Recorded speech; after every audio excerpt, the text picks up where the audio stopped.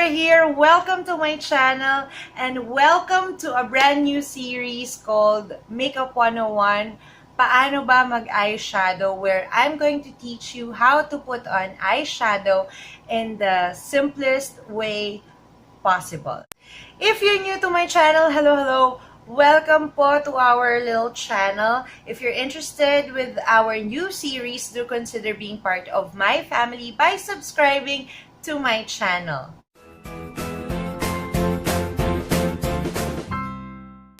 Before we begin, I just want to make a disclaimer that I'm not a professional makeup artist. I'm just a makeup enthusiast, and the things that I'm going to share with you are tips and tricks that have worked for me in the past and are based on my experience. So if you happen to want to do your makeup some other way, you are free to do so. When it comes to makeup, there are no hard and fast rules and you can always do you. So with that being said, let's move on to our video. Okay, so when it comes to eyeshadow, the first thing that I want to talk about are the light and dark shades of eyeshadow. So basically, they're like contour, diba? The dark shades in the eyeshadow make those parts recede or go back, and the light shades in the eyeshadow make those parts pop and come forward.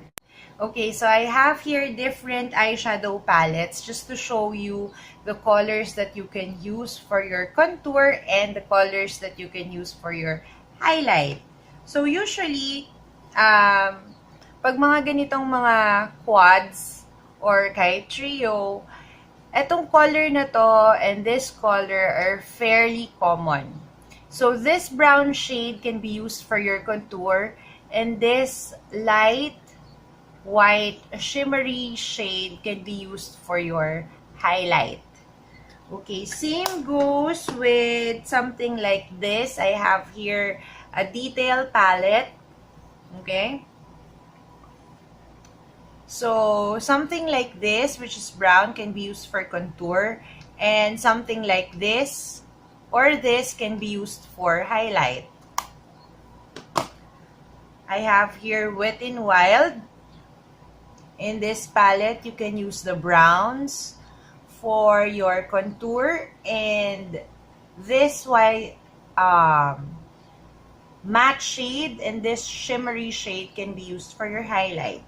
Okay, you can even use your contour palette if you happen to have something like this na merong contour and highlight na powder. You can also use this for your eyes as eyeshadow. Contouring your eyes will help make your eyes look bigger, wider, and more awake. So how do we do that? Let me show you how. So today I will be using my contour palette just to show you how to contour the eyes. And for the brushes, okay, I have here a flat brush. Merong ganitong size, merong ganitong size, or you can even use your regular fluffy blending brush. Okay? So before we begin putting on eyeshadow, we want to prep our lids. And for that, you can use an eyeshadow primer or simply a concealer. So for today, I'll be using a concealer. Maliit na dot lang on the lids, and then spread it with your finger. Okay. What this does is it will even out discolorations on your eyelids, and it will give you a smoother canvas to work with. Okay, for beginners, you may want to set that with powder para lang hindi kayo mahirapan mag-blend ng colors later on, kasi the primer or the concealer is a bit tacky on your eyelids. So, if you go on and put on pigment on top of that, medyo mahirap yan i-blend.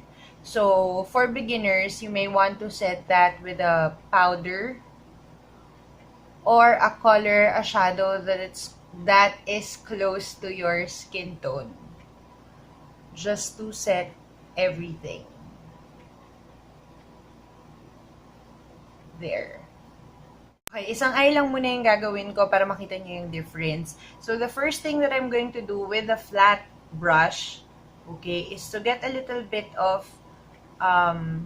the dark shade, tap off the excess, tap it back to the pan ha, kasi sayang pag tinatap nyo out of the pan.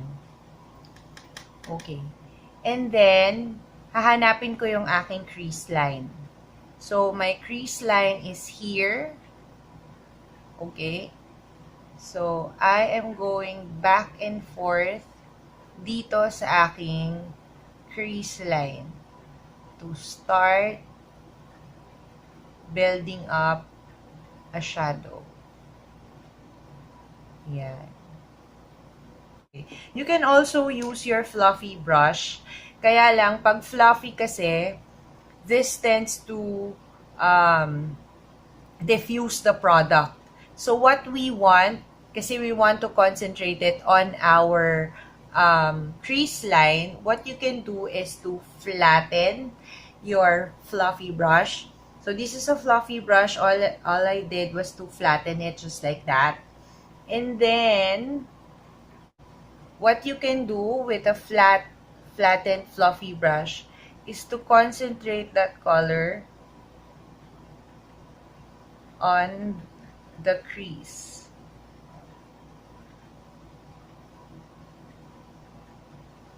Just like that.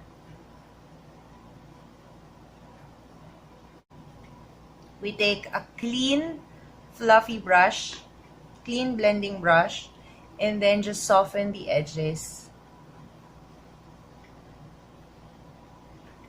And then with another flat brush, we will move on to the highlight. So we are going to take a light shade, okay? And then we are going to place that on our mobile lid to make this area pop. Okay. Here I'm using a matte color, but you can also use shimmer para mas mag-pop yung area na to.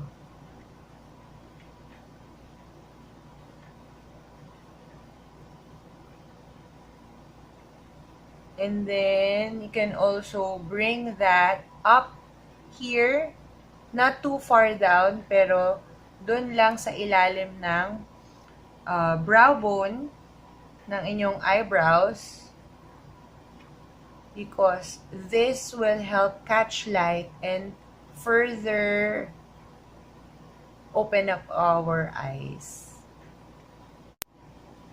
Ayan, so there you go. Ito yung area na may contour na siya. So as you can see, mas nakikita yung depth dun sa crease, and then mas nagpop-pop yung area na may highlight as compared to this one, which is more flat. Okay. For your contour color, you can use neutrals, browns, grays, mga ganyan. Pwede nyong gamitin sa crease line.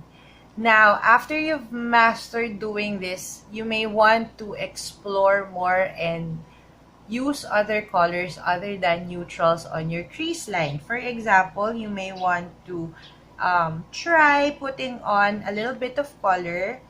Like for instance, itong orange shade. You can also do that. Okay? So, I'm getting a little bit of that orange. Again, I'm flattening my fluffy brush, and I will concentrate that color on the crease line.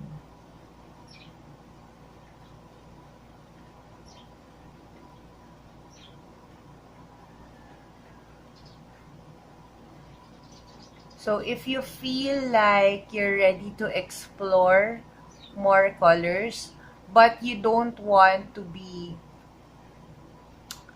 overwhelmed sa paglalagay, you can use this technique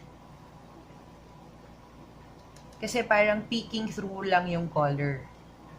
So, again, I'm going to flatten this, and I'm going to put it just on the crease line, just like so.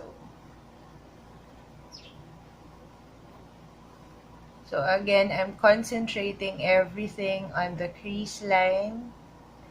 And when I'm happy with the intensity, so I think I'm happy with that, I'm just going to take a clean fluffy brush and barely touching the edges, I'm going to blend that out.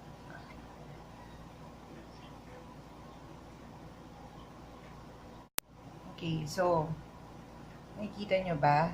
Nasa crease lines siya. So when you open your eyes, parang the color is barely peeking through.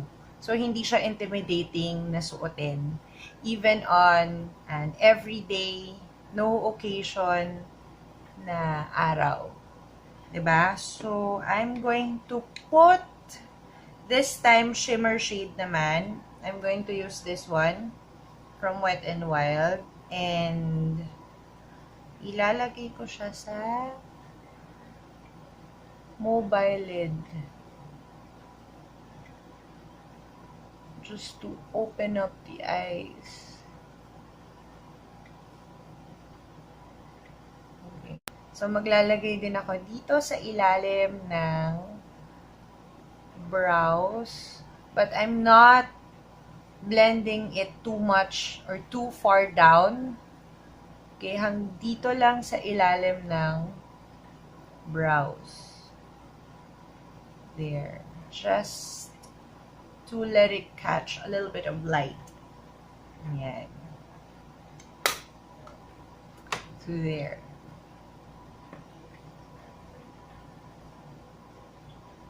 Diba? So, it's barely showing up, but it makes a lot of a difference to your eyes. Ayan.